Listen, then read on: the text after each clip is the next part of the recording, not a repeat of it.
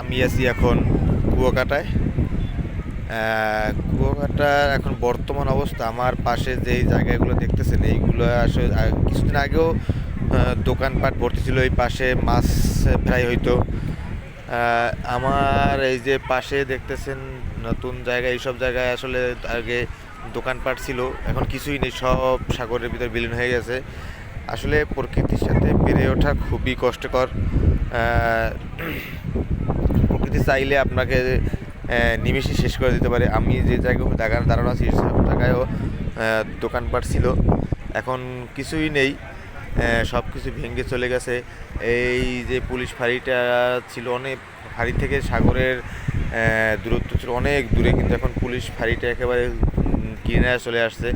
আমার পাশে যে দেখতেছেন বস্তাগুলো, এই বস্তাগুলো দিয়ে মানে ভাঙ্গন কিছুটা রোধ করার চেষ্টা করা হইতেছে।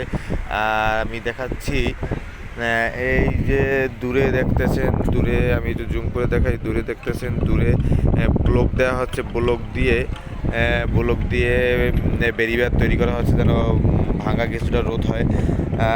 বাকিটা আল্লাহর ইচ্ছে, আমরা চাই যেন ভাঙ্গাটা নিমেষেই শেষ হোক, নয়তো না হয় এইসব পর্যটক এলাকাটা খুবই নষ্ট হয়ে মানে মানুষজনের খুবই ক্ষতি হবে। আগে বিচের পারে অনেক দূর হেঁটে যাওয়া যেত, কিন্তু এখন আর যাওয়া যায় না, কারণ এখন বিচ থেকে নামলেই পানি।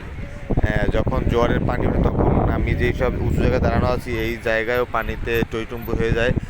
এক সময় আমরা যখন আসতাম, তখন আসলে বিচের পাড়ে নামলেও প্রায় 10 মিনিট হাঁটার পরে বিচের পানি কিনারে যাওয়া লাগতো, কিন্তু এখন হাঁটতে হয় না, নামলেই পানি। জানি না কি হয়। আমি শুনছি ওই দিকে নাকি নতুন করে চর পড়তেছে।